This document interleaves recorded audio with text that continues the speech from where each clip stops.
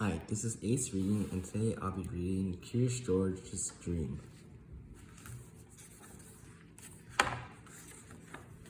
This is George. George was a good little monkey and always very curious.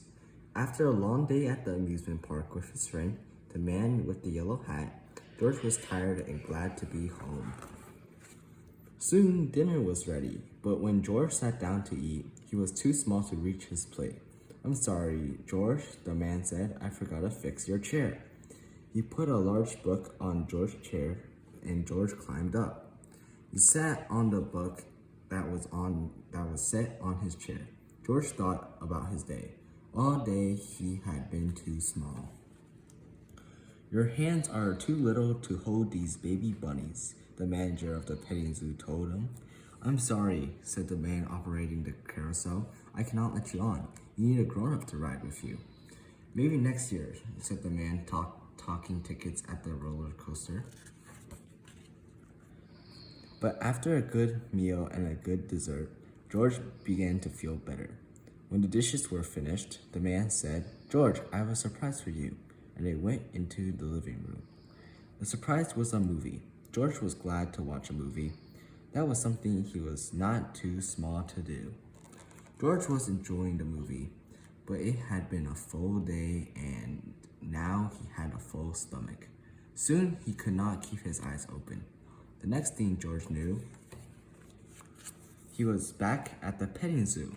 But this time something was different. The petting zoo was very small. In fact, everything looked small.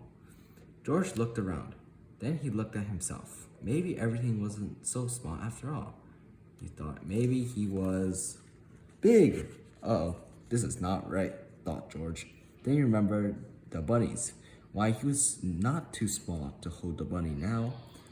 He was not too small to do anything. What fun, George thought. And he went to the bunny hutch. Now George could hold lots of bunnies, and he cuddled them to his face. The bunnies liked George. The manager of the petting zoo did not. "Put those bunnies down," she said. "You'll scare them. You are too big." George didn't want to scare the bunnies. He put them down and turned to go. Then George saw the roller coaster. He was curious.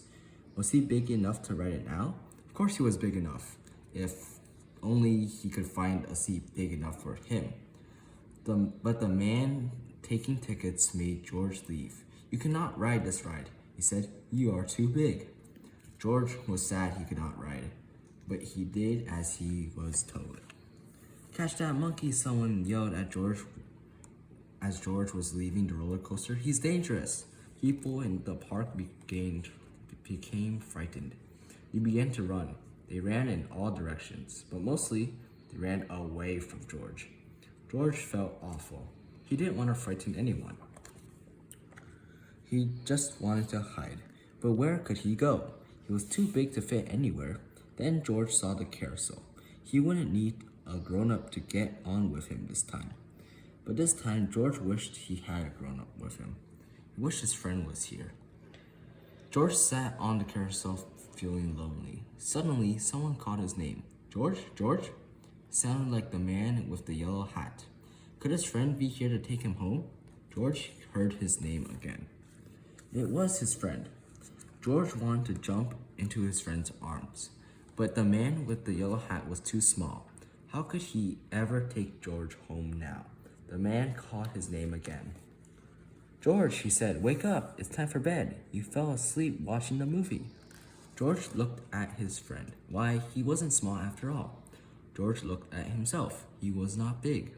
Now George could jump into his friend's arms, and that is what he did. As the man with the yellow hat tucked him in, George was happy to be in his little bed. It was not very big, he thought, but he fit in it perfectly. George was just the right size. The end.